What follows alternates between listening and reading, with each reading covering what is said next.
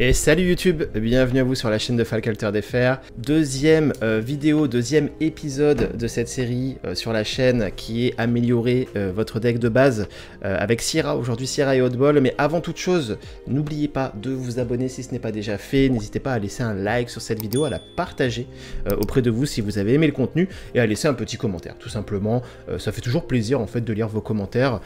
Ça donne un petit peu de la force pour continuer de faire ces vidéos. Et puis ça permet à la chaîne de grandir un petit peu, de se développer, et ça je vous avoue que ça fait toujours plaisir d'avoir un peu plus, de plus en plus de gens, de discuter un peu avec vous en commentaire, donc voilà, c'est encourageant, n'hésitez pas à le faire, et c'est gratuit. Donc Sierra et Hotball.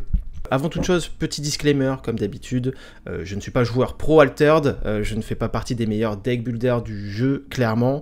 Je suis juste un passionné qui vous donne un peu des pistes, qui vous donne un peu ses idées, qui partage ça avec vous.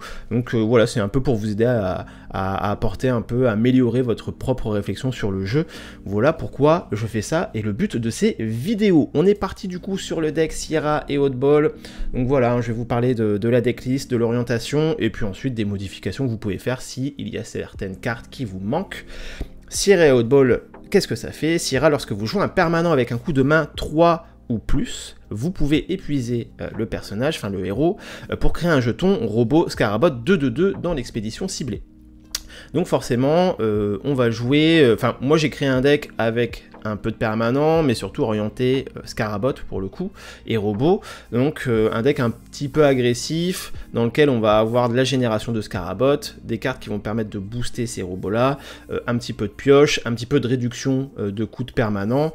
On va voir que c'est pas une version bien sûr définitive, mais c'est la version que j'ai donnée au deck. Alors du coup, une des cartes clés, même si ce n'est la carte clé du deck, pardon, je vais forcément galérer, comme à chaque vidéo, la ruche des Scarabots. Ruche des Scarabots en 3 exemplaires en rare, donc elle coûte 6, donc forcément c'est un petit peu cher à mettre en place, mais l'effet est très intéressant. En effet flèche, quand vous la jouez, vous créez un jeton robot Scarabot 2/2 dans votre expédition. Vu que c'est un permanent qui coûte 3 ou plus, ça permet de faire proc l'effet de Sierra qui va jouer un deuxième Scarabot au moment où vous la jouez. Donc en fait, quand vous la jouez, vous ne jouez pas que ce permanent, vous jouez 2 Scarabots aussi que vous placez où vous voulez sur le terrain, ce qui n'est pas négligeable. Elle a un effet continu qui va donner un boost à tous les personnages robots que vous jouez, à savoir que les Scarabots sont tous des robots. C'est-à-dire qu'au moment où vous la jouez, en fait, vous ne jouez pas des Scarabots 2/2, mais des Scarabots 3/3. Donc quand vous la placez, en même temps que faire proc l'effet de Sierra, vous avez 2 Scarabots 3/3 pardon, à placer sur vos expéditions. Donc là, c'est beaucoup plus cool. Tant qu'elle est sur le terrain, tous les Scarabots et tous les robots que vous poserez gagneront un boost. Et en plus de ça, à chaque tour, gratuitement, chaque début de tour, chaque midi, elle va vous générer un jeton Scarabot dans une de vos expéditions. Donc c'est clairement pas dégueu, c'est une carte clé du deck, ça nous génère, si elle reste sur le terrain, qu'elle ne se fait pas gérer des Scarabots gratuitement à chaque tour, et ça c'est de la value, ça on adore. Si vous en avez 2 sur le terrain, c'est magnifique, comme ça vos jetons Scarabot ne sont plus des 2/2, ni des 3/3, mais des 4/4/4, et vous avez 2 jetons Scarabot gratos à chaque début de tour, ce qui est pas dégueu. Le up des Scarabots, un permanent qui coûte 3, donc qui va faire proc l'effet de Sierra quand vous allez le jouer. Ce up des Scarabots, il nous dit en effet flèche qu'il gagne 3 compteurs Kélon, et qu'à midi, à chaque début de tour, vous pouvez choisir de dépenser un des compteurs Kélon en payant un mana, et pour ça, vous placez un jeton Scarabot 2/2 dans une de vos expéditions. Donc vous imaginez bien que le but, c'est de le comboter, si possible, avec une ruche des Scarabots sur le terrain, ce qui permet à ce Scarabot de ne plus être un 2/2, mais un 3/3. Pour 1, c'est de la value. Même sans ruche des Scarabots, quoi qu'il se passe, c'est un jeton 2/2 pour 1, c'est de la value quand même. Donc c'est ce genre de petites cartes qu'on aime. On va essayer de flood un peu le board avec ces Scarabots. Toujours pour rester un peu dans le côté génération de Scarabot, on a 3 armurières de la fonderie en rare. Pourquoi en rare et pas en commune? Parce qu'en commune, son effet se fait seulement de la réserve, et là en rare, son effet se fait et de la main et de la réserve. Donc l'armurière de la fonderie, c'est une 2/2 pour 3 jouer de la main, 3 jouer de la réserve, qui a un effet flèche, qui va vous permettre, lorsque vous la jouez, de créer un jeton Scarabot 2/2 dans l'expédition ciblée. Donc voilà, en fait, jouer comme ça, flat, c'est une 4/4/4, que vous pouvez choisir soit de mettre d'un seul côté, ou soit de splitter, c'est-à-dire de jouer l'armurière de la fonderie sur une expédition, et de jouer le Scarabot sur une autre expédition. C'est versatile, ça vous permet de vous adapter au jeu de votre adversaire, ça peut un peu prendre par surprise des moments, donc c'est plutôt cool. Et en plus de ça, ben voilà, si vous avez une ruche de Scarabot qui est déjà en place, ben là ça devient une 5-5-5 pour 3, parce que le Scarabot va prendre son petit boost, et ça on aime bien. En carte de génération de Scarabot, on a aussi, alors moi je le mets là-dedans, l'entraînement mécanique. Vous allez comprendre pourquoi je le mets là-dedans. Alors je l'ai mis qu'en 2 exemplaires, vous pouvez le mettre en 3 si vous manquez des cartes et que vous l'avez 3 fois, n'hésitez pas à le mettre en 3 fois, en vrai ça se fait, parce que c'est un sort qui ne coûte seulement 1 jouet de la main, 2 jouets de la réserve qui n'a pas fugace, donc vous pouvez et le jouet de la main, il retourne en réserve et le jeu de la réserve et du coup faire son effet 2 fois pendant le même tour pour 3 et qui a en effet d'activer les déclencheurs flèches du permanent ciblé que vous contrôlez. Bien entendu, vous l'aurez compris, le but du jeu c'est d'activer son déclencheur sur la ruche des Scarabots. Si vous l'activez sur la ruche des Scarabots, c'est-à-dire que pour 1, vous créez un jeton Scarabot 3-3-3 parce que c'est un jeton qui va se prendre un boost. Donc une 3-3-3 pour 1, on aime bien. Et juste après, vous pourrez directement enchaîner pour 2 et recréer un deuxième jeton Scarabot 3-3-3, ce qui veut dire que pour 3 de mana, pendant le même tour, vous avez généré 6-6-6 de force sur le terrain. Et ça, c'est clairement très fort. Donc, possibilité, si vous manquez des cartes, de le mettre en 3 exemplaires. Et pour aller, bien sûr, avec tout ça, on a le Ogun. Ogun en 3 exemplaires en commune, qui est une 2-1-1 pour 2 jouets de la main, 2 jouets de la réserve, qui a un effet flèche, qui permet de donner un boost à tous les personnages robots sur vos expéditions lorsque vous le jouez, tout simplement. Donc ça, c'est clairement très très fort. Imaginons que vous avez 2, 3 ou 4 tokens Scarabost sur le terrain, et bien tout simplement, ça va venir donner 3 ou 4 boosts d'un coup. C'est pas négligeable, c'est de la value, encore une fois, hein. Il suffit qu'il y ait rien qu'un jeton Scarabot sur le terrain, et c'est déjà de la value, parce que ça devient une 3-2-2 pour 2. Ce qui est fort. Le but du jeu, bien sûr, c'est d'optimiser ça en ayant le plus de jetons Scarabot. Ça peut être une win condition à jouer à la fin de votre tour, un peu comme un chargé dans un deck Sigismar Token. Et pour finir sur la thématique un peu robot, donc ce n'est pas une Scarabot, mais c'est une carte robot qui va bénéficier donc des boosts de la ruche des Scarabots et des boosts de Ogun, c'est Coppelia. Coppelia en rare en 3 exemplaires. Alors, en rare, c'est une 3-3-0 pour 2 jouets de la main, 2 jouets de la réserve.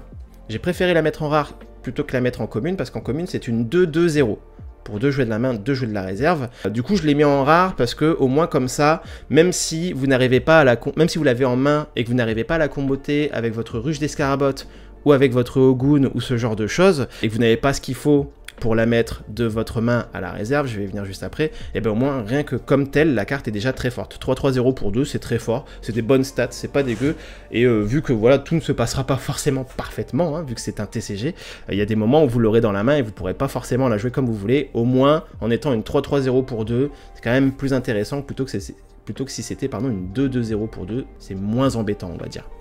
Et du coup, cette Coppelia, elle a comme effet que lorsqu'elle va en réserve depuis votre main, vous pouvez la jouer gratuitement et elle gagne endormie. Donc c'est plutôt cool. C'est plutôt cool parce que déjà c'est un robot, donc comme je vous l'ai dit, ça se prend les boosts de la ruche et du Ogun. Et surtout, en fait, on va avoir des cartes qui vont permettre d'aller la placer de la main à la réserve pour profiter de cet effet. Donc du coup, on peut très bien imaginer une Coppelia que vous jouez flat juste pour profiter de l'effet de la ruche des Scarabots, ou pour profiter de l'effet de Ogun. Donc si vous avez une ruche des Scarabots, c'est une 4-4-1 pour 2. Si vous en avez 2, c'est une 5-5-2 pour 2. Et sinon, vous pouvez très bien profiter de l'effet, parce qu'on a des cartes qui vont permettre de mettre des cartes de la main en réserve. Je pense notamment à Ada Lovelace. Ada Lovelace qui est le principal moteur de pioche, hein, du deck. Pour le coup, il n'y a pas trop de pioches dans le deck, c'est peut-être le point négatif, mais on est censé rattraper ça avec notre génération de Scarabot automatique. Ada Lovelace qui est une 1-2-1 pour 2 jouets de la main, 2 jouets de la réserve, qui a un effet en jouet de réserve qui vous permet de mettre une carte de votre main en réserve pour piocher une carte. Donc la composition, un peu le setup qu'on veut avoir, c'est Coppelia en main, Ada Lovelace en réserve, on sort Ada Lovelace de la réserve, on met Coppelia en réserve, on pioche une carte, et notre Coppelia, on la place gratuitement sur le terrain. Elle est endormie, mais elle aura gagné le boost de la ruche des Scarabots, par exemple, si on a notre ruche des Scarabots. Et puis au tour d'après, ben voilà, on a déjà une Coppelia en jeu, on a joué gratuitement au tour d'avant, ça nous a rien coûté, c'est comme si on avait une carte à la limite qui était ancrée, entre guillemets, pour le tour d'après. Donc ce qui est pas dégueu, Ada Lovelace ça permet d'aller piocher, c'est fort, et on a aussi l'élémentaire de Kelon qui va permettre de mettre des cartes de la main en réserve.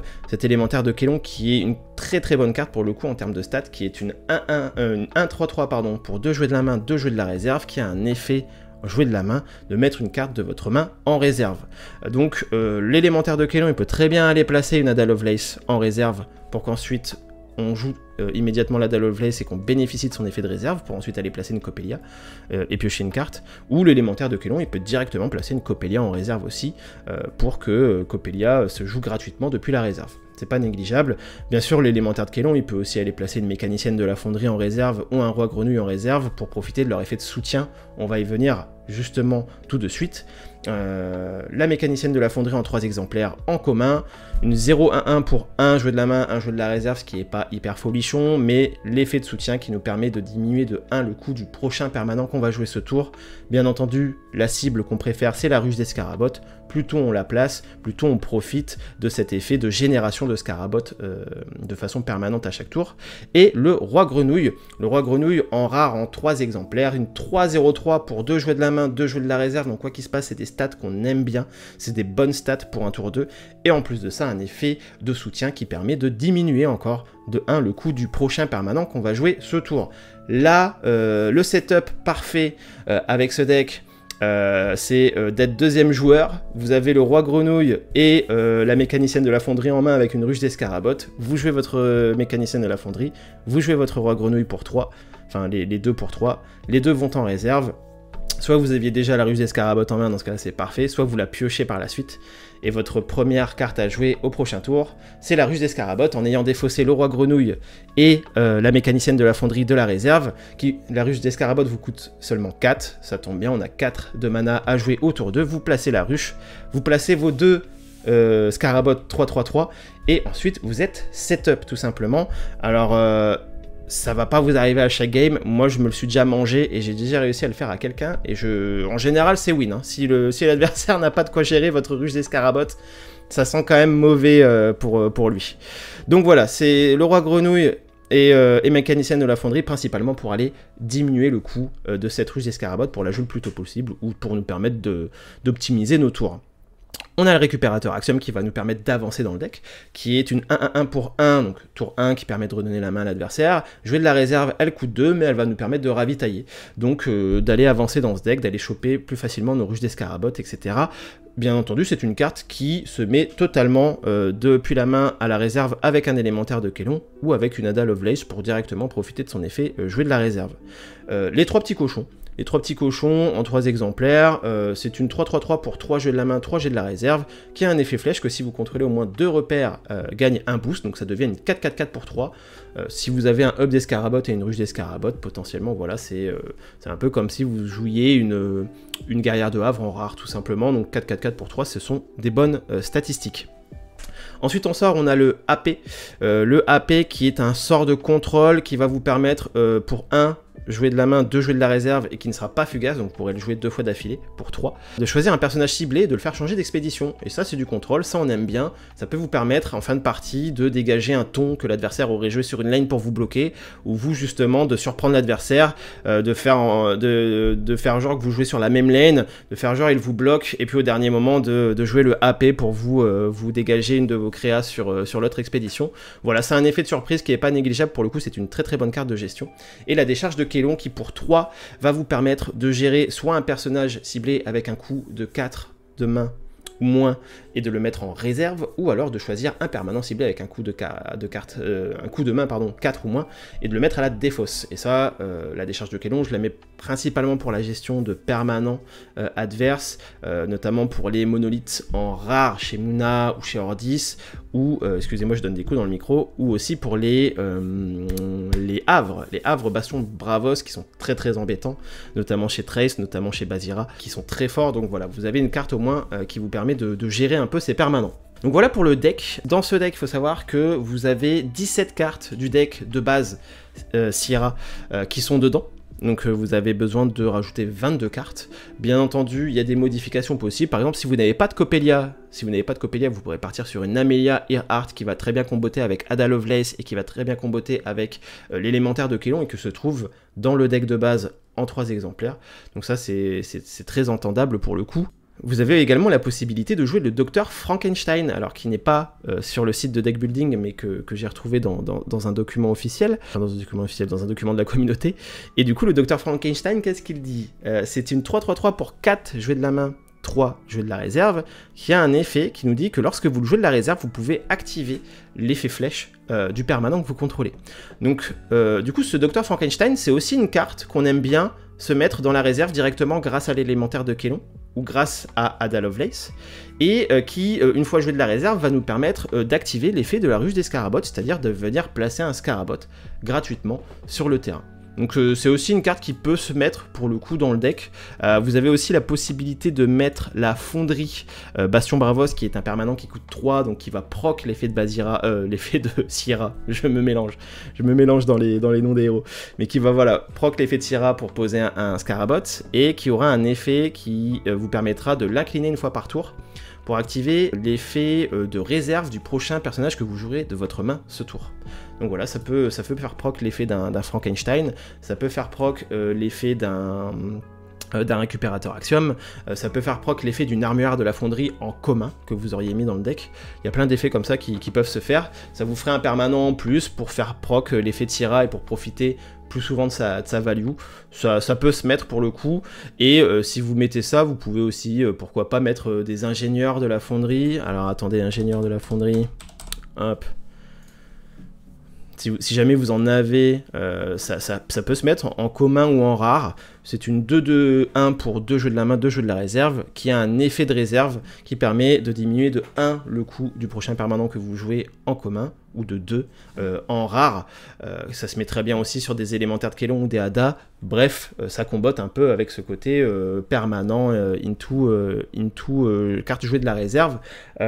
Si jamais vous n'avez pas ces cartes, vous pouvez mettre des recycleurs Axiom. Alors, recycleur Axiom, ça se met aussi, je crois que c'est dans le deck de base. Là, c'est vraiment vous n'avez pas mis la main sur beaucoup de boosters ou autre. Le recycleur Axiom, ça se met à midi, vous ravitaillez, ça coûte 4, ça fait proc l'effet de Sierra, et puis ça peut permettre de nous amener directement en réserve soit une Ada Lovelace qui du coup, jouer de la réserve, nous fera directement piocher, soit un récupérateur Axiom qui du coup nous fera directement ravitailler, et c'est pas dégueulasse, pour le coup ça s'entend. Mais voilà, en tout cas, on est sur une version Scarabot, boost Scarabot permanent, que je trouve, je pense, équilibré, qui est agréable à jouer. On voit que c'est un deck qui coûte pas très cher en termes de mana, seulement voilà, cette ruche des Scarabots. C'est un deck plutôt agressif. Le seul point négatif, je pense que ce sera la pioche, mais il faut réussir à pallier à ça avec justement notre génération de Scarabot. Donc faut vraiment snowball, hein. Une fois qu'on a posé cette ruche, faut essayer de faire en sorte de jouer dessus à fond et de prendre le plus d'avance possible. Et si vous avez des cartes uniques à rajouter dans ce deck, et bien entendu on va rester sur cette stratégie qu'on a voulu mettre en place. Donc soit des cartes qui génèrent du Scarabot, qui font de la value avec, qui sont pas trop chères bien entendu, soit des cartes qui font piocher parce que je pense que ça peut faire énormément de bien au deck mine de rien, ou des cartes qui vont booster vos robots ou qui vont avoir des effets qui jouent de la réserve, qui seront en rapport avec les Scarabots ou autre. Enfin voilà, on peut imaginer ce genre de cartes. N'hésitez pas à tester ce deck et à me dire ce que vous en avez pensé. Du coup voilà, merci à vous d'avoir suivi cette vidéo, j'espère que cette decklist vous aura plu. Si vous avez d'autres idées de deck pour Sierra, n'hésitez pas à me les donner en commentaire. Si vous avez d'autres idées de cartes, des questions ou autres, voilà, n'hésitez pas, je lis tous vos commentaires pour le coup. N'hésitez pas encore une fois à lâcher un like, à partager, vraiment ça m'aide énormément. En tout cas voilà, ça m'a fait plaisir de partager ce deck avec vous, j'espère que vous l'aurez apprécié. Je vous dis à très vite et je vous fais des bisous. Salut!